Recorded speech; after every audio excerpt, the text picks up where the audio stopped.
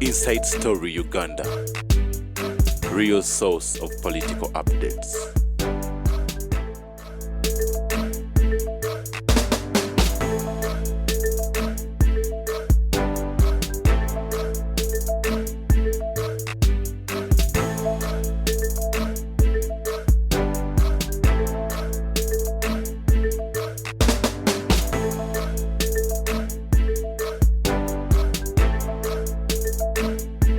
Inside Story Uganda. Ethiopia yagenda mu America nasangayo gonda akatibe kabandikira ka electronic chair nakatwala, but there was no power in it. Isela bya process. There was ulimeniliki. Yes. He went to visit America and they found that the Americans were hanging people on Katebe electronic chair. What did this man do? He bought it, went to Ethiopia. Ethiopia had no power. Yakafula na mulundu. Yes. Naga akanubukalaba. Menelik the second bought an electronic chair from America and went home. He realized it cannot work. It cannot work. It could not work. Yakafula na mulundu. Afadhali yakafuna papa sendala. How can you invest in the cameras and you say you cannot sustain them? It means he did not have a feasibility study. Because by embarking, did you expect Urachita Waleta be a solar? Because they have abilities. Chimbagam, examples of mafia engineered plots. Why? How mafias manipulate who? Museveni and population. And the population. Tibaki budget balete chintu. Bakusinza batya akiri ne president Gwanga. Yes. Tibe yambi science. By the media. Basoka kuinochulating like pythons. Nabagam. When President Museveni established Uganda Road Authority, the mafias immediately started scheming. Its first executive director, Engineer Peter Semanakita, was fought until he was removed. Shamelessly, the current Minister for Works and Transport was the chairman of Yambuya, was the chairman of the board. How could this happen? The mafia target was Engineer Semanakita, so as to access the money in Yambuya. Oyo mukazi Yambuya, the chairman wa Yambuya. Bagwa Semanakita. Ateje nga chairman wa board ebasent mu Yambuya. Bamufuna minister. Over the two is responsible. Amvuya and Semanakita. Amvuya was the chairman of the board. Because he's the chairman of the board. But they targeted who? It is the board. This one was promoted. Which make decisions. You have the brain. Once Semanakita was gone, he was replaced by Allen Kajina, who went ahead to sack 700 Baganda employees for being thieves. If the word Bushuma is a Uganda word, the mafia for it. Kajina Yagoba Baganda Rusam, Ntivapi. Is the word Bushuma, it's Uganda word. If there were no Babi in Ankole, would the word Bushuma come? The Chandis did the kuchi. Kajina, Omusad Bawa Mitwara $5. Again, no America Kakase. Obanga kampuni jibawo kudoleka tusintufu banata genda mwinu na mwali injini byandala nakabiro mu amaziga ne bakubembwa jango bum tayimbwa mutwe that somebody can bring an appointment to my home tafuluma benyondo le mwasonto yasinga bakuwadde egondi bisa toyagala. The mafias have targeted the private sector to achieve this strategic objective. The mafia group that includes members from Mengo administration established a company to run their evil activities. As mentioned earlier, Mengo has provided sanctuary to the mafia. This explains why Buganda's Sultan, Mayeka, is a Sultan who cannot help his people in danger, but only conservation of money and wealth accumulation cannot intervene whenever Muganda is in trouble. Era nawandika akata ekigambo temugamba nti Kivumbi yafudde COVID. Kivumbi yabeera ne Kigumba.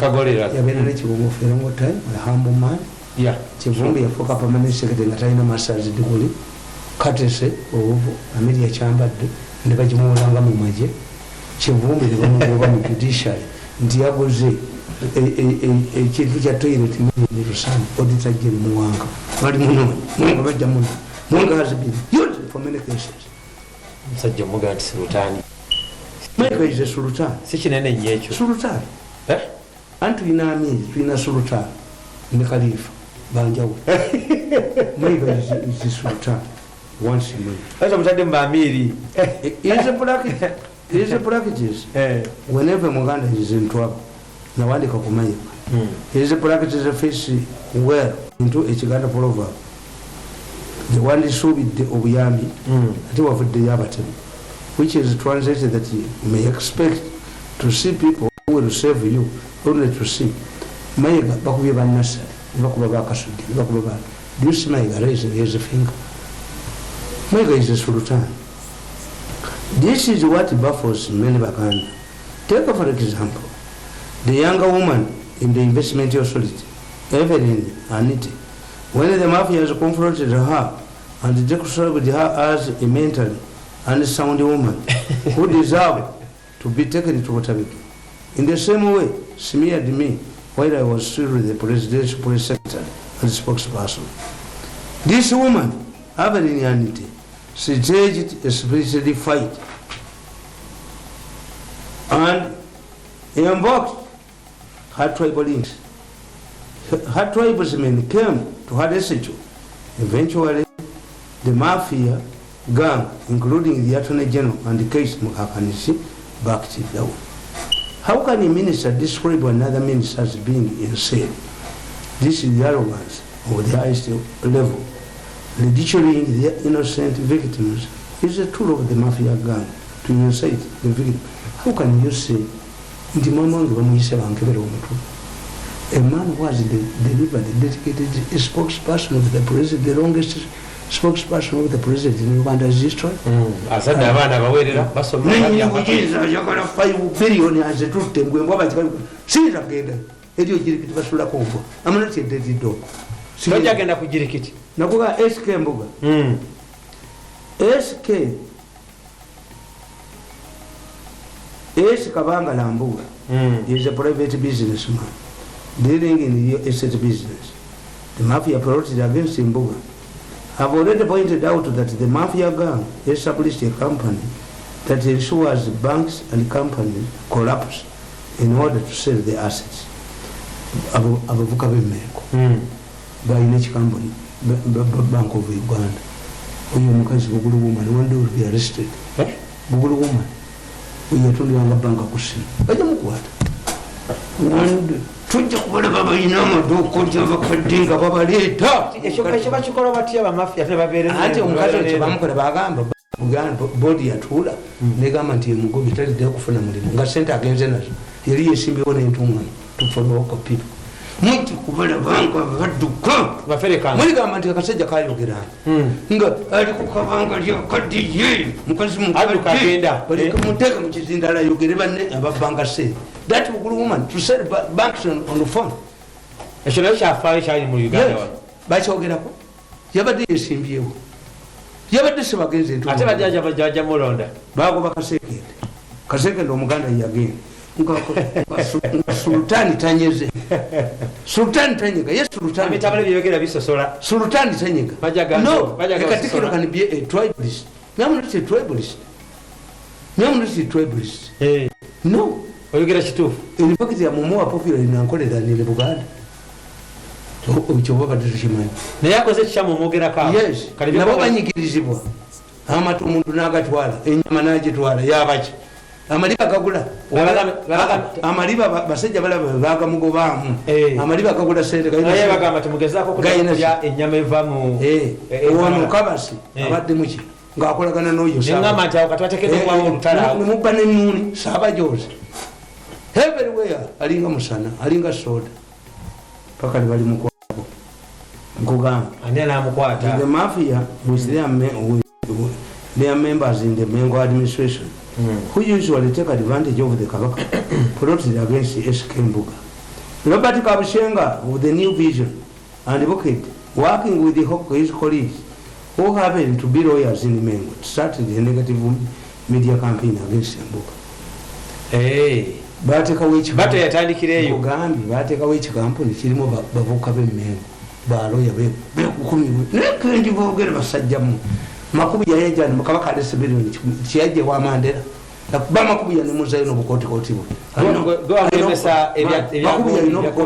alina obusuuti obukunukidde bane muzayo emmengo kabaka miliyoni 10 yakijjawo mayiga abo bamayiga bakijja wa Mandela n'agamba okumpabira nemugamba ulirako oba makubu ya muwayiriza ulira kongo yali kusaidi ya Ssaabasajja nagamba Mandela ulira kongo yogera olusomali nga miso yamukwatadde ompita wakuzanya zingenda okuba airuwayo ove nkokube kasonya nukuba nasobola kwanukula mukulu makubuya tasobola. You see, mafias operate like a python. Kabushenga uses Bukede to smear his Muganda victim in Bukede. They created false stories that Mbuga and his wife were wanted in Sweden to face charges of fraud. The team of lawyers led by a notorious official in the Mengo administration contacted the judicial officials in Sweden, claiming there was evidence that Mbuga was an international fraudster.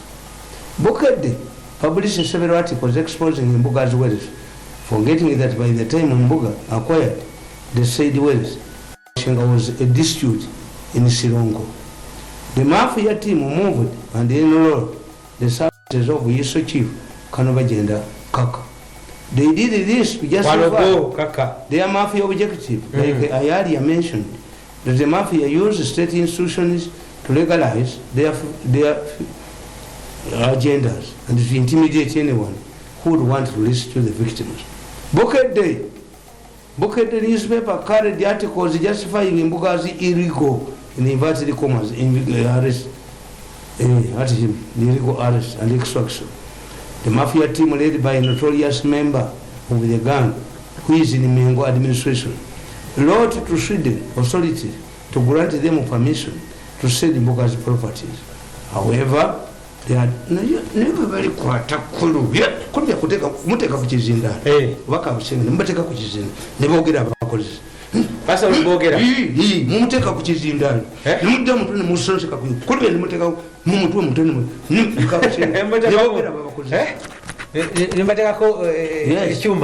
The gang who is a Menga administration wrote to Swedish authorities to grant them permission to sell Mbuga's property. However, they had built their evil scheme on Kire.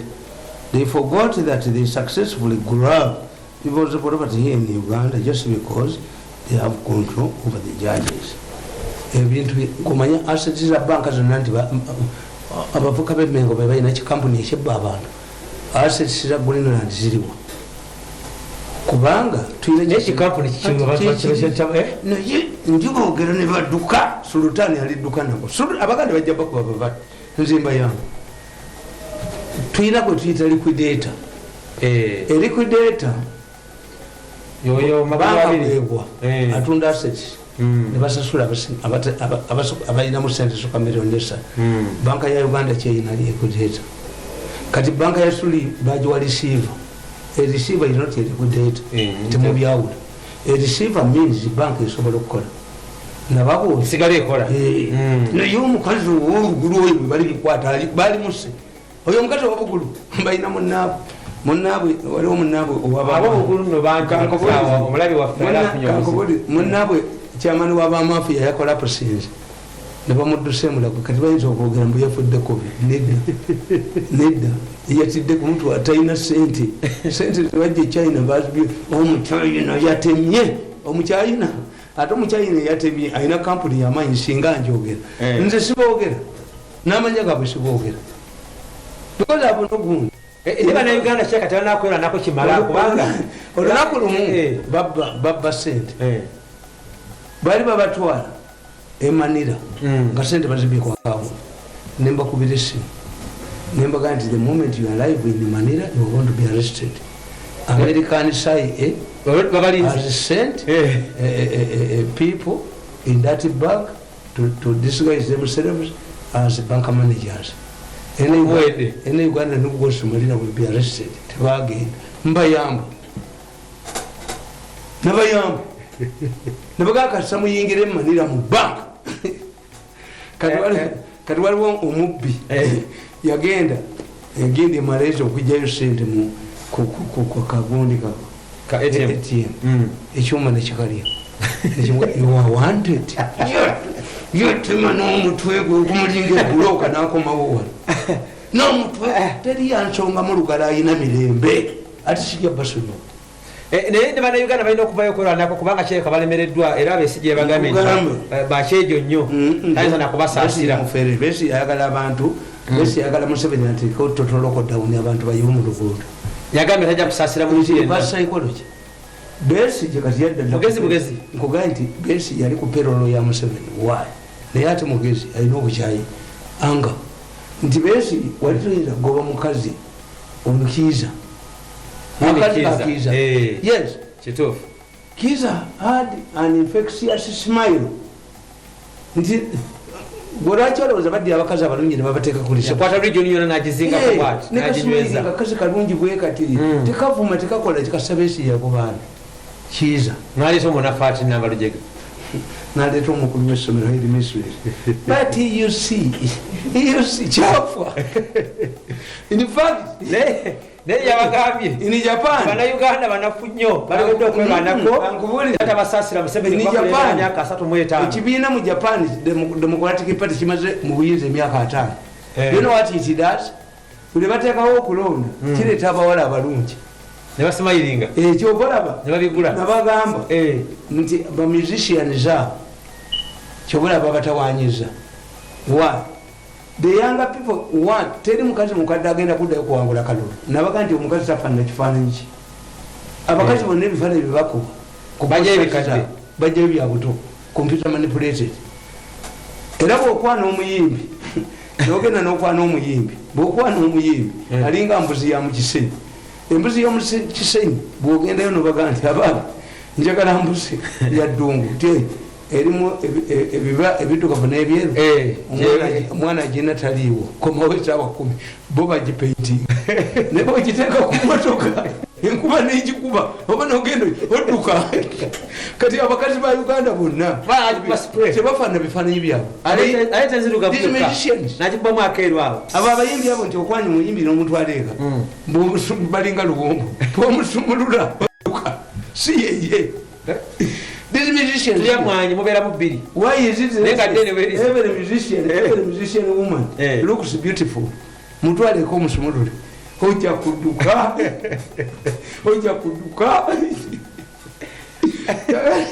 nabagambagwebintu gobimanyi nnyo mbagambe nti Bouquet the paper carried the articles justifying embuga ziri extradition mbuga abaswedish bategeera teyita makubo mutwala era ne bamuliwa $2 million.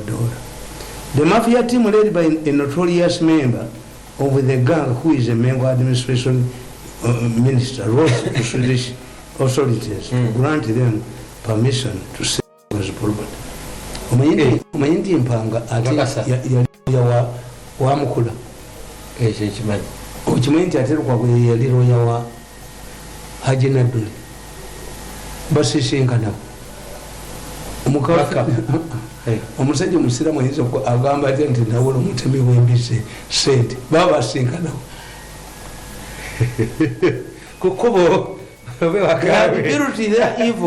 nkugamba Mbuga was eventually arrested in Dubai where he spent a year without being charged on any offense. For fear of legal action and embarrassment, the officials in Dubai set him free. Mbuga, who had taken a legal degree, rejected the offer and instead that he should be taken to Sweden and charged with fraud. In Sweden, it was discovered that Mbuga was smuggled out of Uganda. This was based on two important factors. One, There was no extradition document between Uganda and Sweden. There was no involvement of Interpol. The man from Sessa Island, Kaka Bajenda, had ignored the jurisdiction of ISO, which according to the name deals with the internal domestic issues. The mafias had made him look a fool. Kaka assumed the roles of Interpol, ISO, and the interstate organization that handle such cases. At the end of the trial, the Swedish judge ruled as follows. 1. Mbuga had been kidnapped from Uganda and was never extradited, as it would have been done under normal circumstances. Number 2. Mbuga, the judge described ISO as a criminal organization that had no law in Mbuga's case. Chitaka yatandika Welcome Uganda Limited. Chitaka. Welcome Uganda Limited. Muganti ya fasiri ya COVID. Chitaka ndaka limayamutta. Uri ya Kitaka. Bintu byeyogera nga bitisamu. Francis Xavier Kitaka formed his company Welcome Uganda Limited in 1967 to provide veterinary services to cattle keepers in Uganda.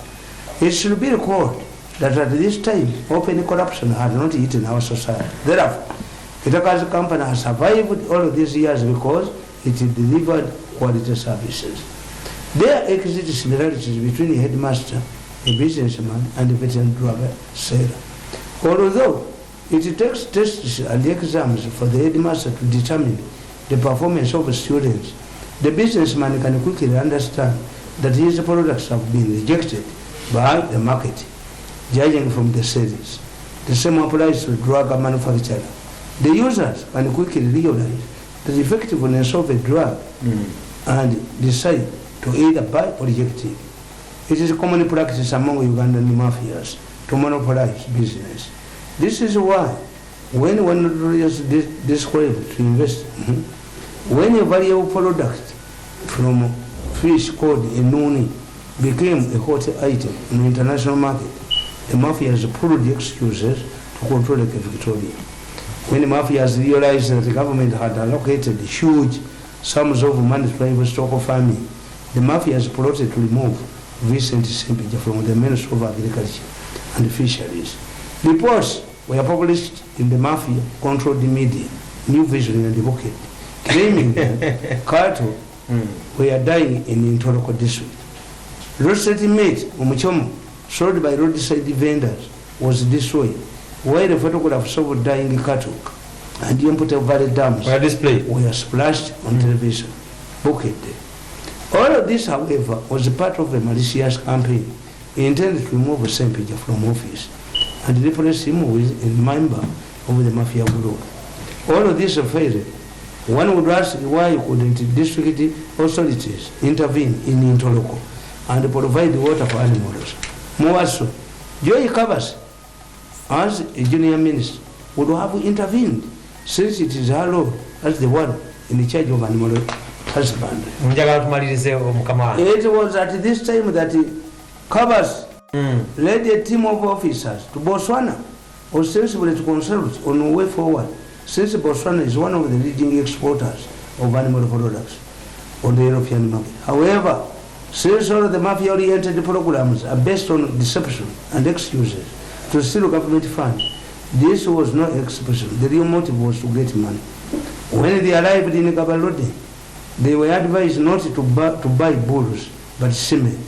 They instead bought the bulls. Interestingly, the bulls could not mount Ugandan small and weak cows.